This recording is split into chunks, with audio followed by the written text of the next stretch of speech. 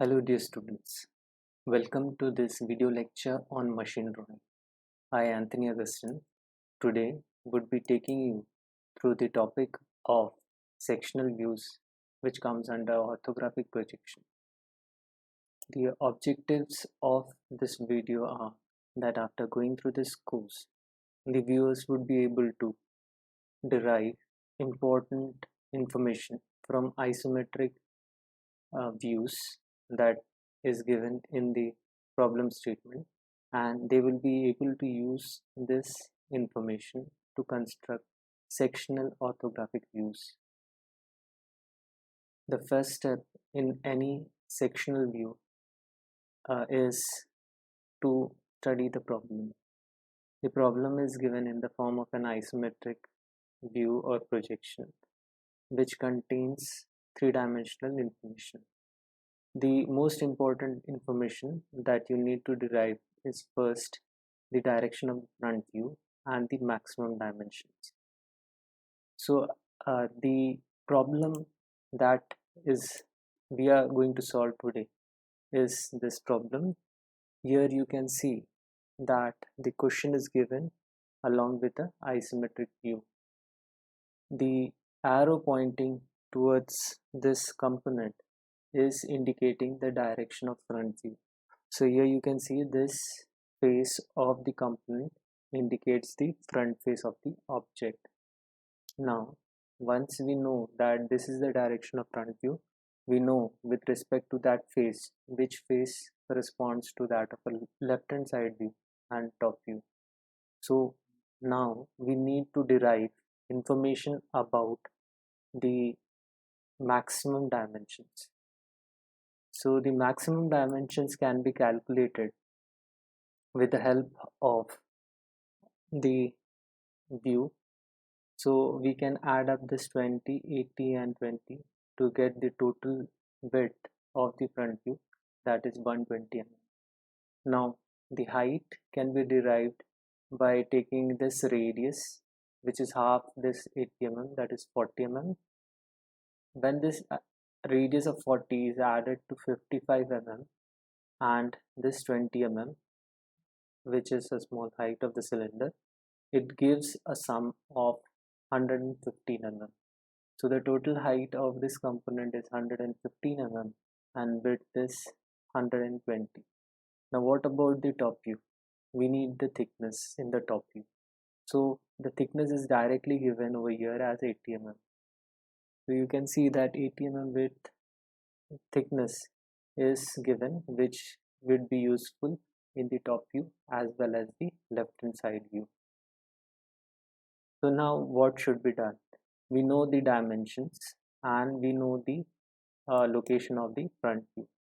So the next step would be to select a suitable scale and draw the layout with the maximum dimension on the sheet, leaving enough space between the different views for dimensioning and providing notes and names. So let's move on to the problem. So here you can see that I have drawn the layout, the front view, top view and the left hand side view. You can see me draw the layout. This width is 120 mm. The thickness that I will be using in the side view is 80 mm and the height of the front view as well as the side view is 115 mm. So this is the layout. Now once we have drawn the layout, now we need to do something else. That is the third step. The third step says to draw the axis of symmetry on the layout where there is symmetry. So if we study the problem, we can see that all the views, that is the front view as well as the top view and the side view, are symmetrical about their axis. So we can draw the axis of symmetry for all the views. So here I move on to the drawing and you can see we draw the axis line for all the three views.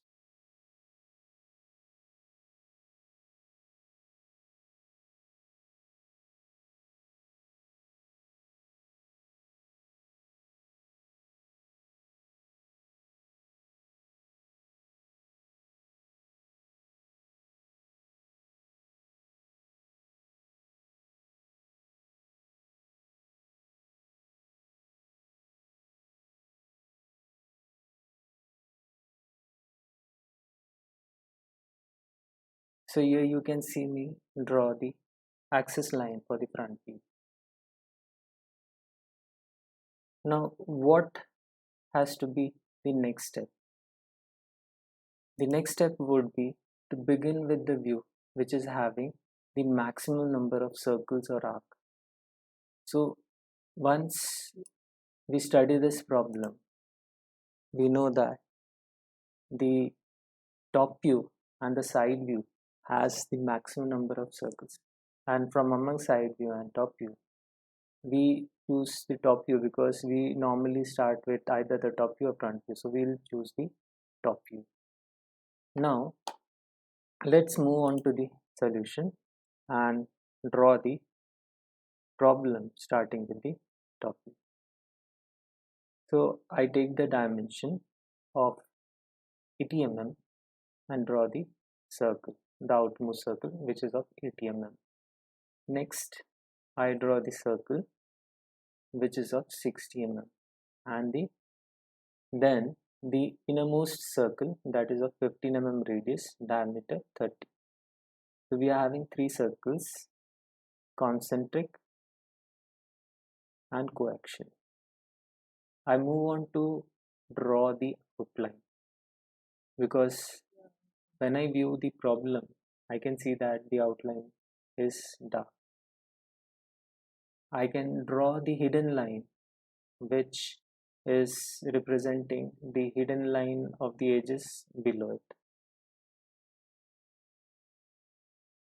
Remember, while drawing the views, you should have a rough sketch with you. Once you complete the front view, we move to the other two views. So now we move to the next step, that is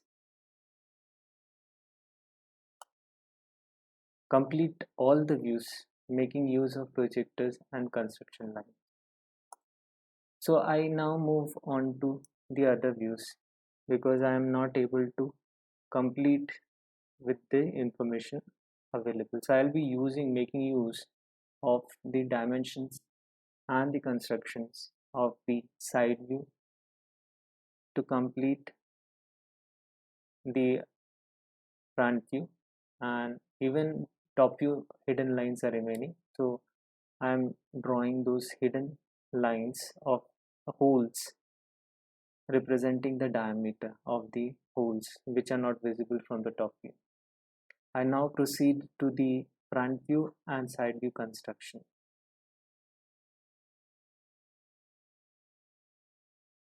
So I'll be making full use of the construction lines so that I need not measure again and again.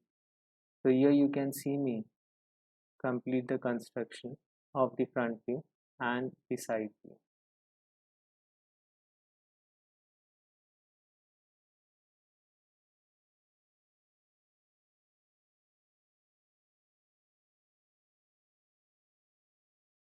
The top cylinder matches with the outline, hence it appears as a rectangle in the side view, and even in the front view it appears as a rectangle.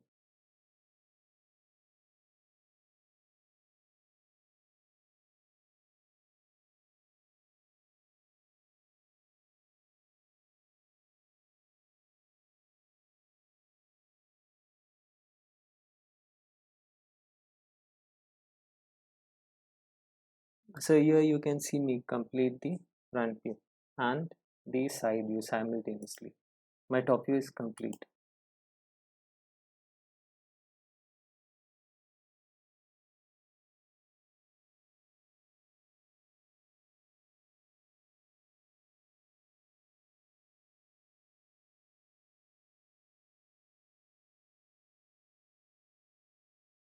Now I'll be completing the counter bore portion. So it is a hole within a cylinder, and the top portion of the hole has been enlarged. That is called as a counter bore. So if there is an object having a hole and the top portion of the hole is enlarged to some depth, then it is called as a counter bore. So here you can see me draw a counter bore with the help of hidden lines. Students should take note of the construction that appears in the hidden lines. Now I am almost done with the front view, and I'll be proceeding to complete the side view. I'll be using distances from the front view and transferring them with the help of compass, as you can see.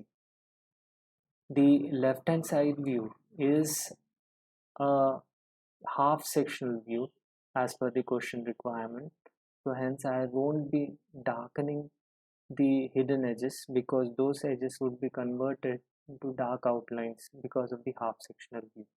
So here you can see me draw faint hidden lines, almost incomplete, but I am just completing the side view. So what is the next step? Once you have completed all the three views, the next step would be to draw the half sectional cutting plane with arrows showing the direction of the section. So I would be following the direction through the top view. Okay, you can show this cut section. You would have shown this cut section if it was a full sectional view in the front view, but here there is a half sectional view, and this half sectional view can only be shown in the top view. So I'm just going to complete the half sectional view, the top view. So this is the cutting plane, the ends have been darkened. Then at 90 degrees, the half sectional cutting plane turns. I am providing the arrow marks or the direction of view, the direction of the section, and I will be naming it. So I have given them a name AA, which points towards the side view, direction towards the side view. So the cutting plane is having arrows which points towards the cut section. What should be the next step then? Draw a continuous outline for the cut section. Now what you need to do is you should follow the cutting plane points and the cutting plane line and find out which portion or hidden lines would be revealed after the cut. So I'm going to darken the portion that is revealed by the cutting half section.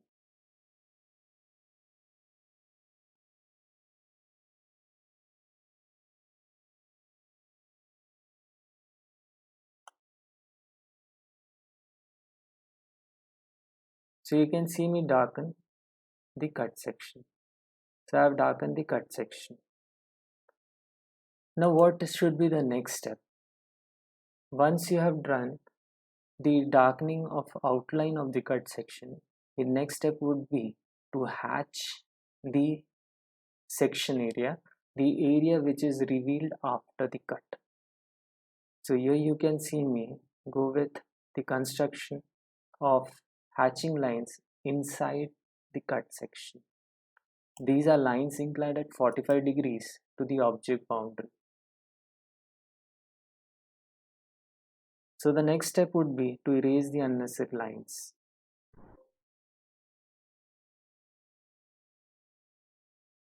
Now, once you have drawn the hatching lines, erase the unnecessary layout lines, we need to finish the three views by providing proper dimension and proper name to all the views.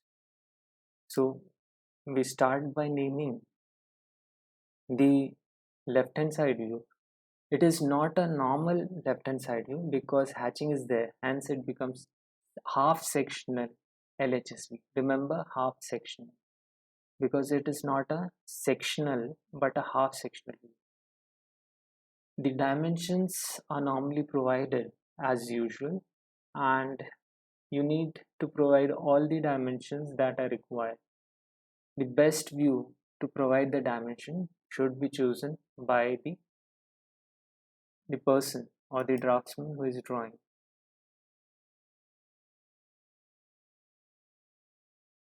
Remember not to duplicate the dimension in all the views. So here you can see me provide the dimension in all the three views. I'm erasing the unnecessary layouts which may not be required.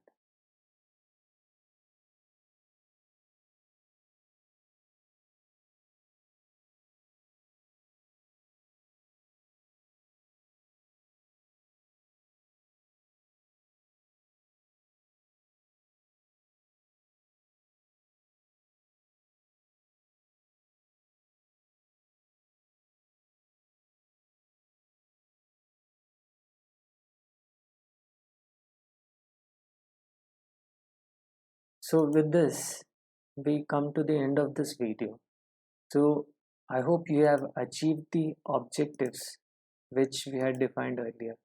So I hope the viewers were able to identify the important information relevant to this problem, and you are able to construct orthographic sectional views for the given component. I hope you have drawn along and achieved the objectives of this particular component problem. Towards the end, I would like to quote Paul Conrad, who said, "I've never seen bad drawing destroy a good idea.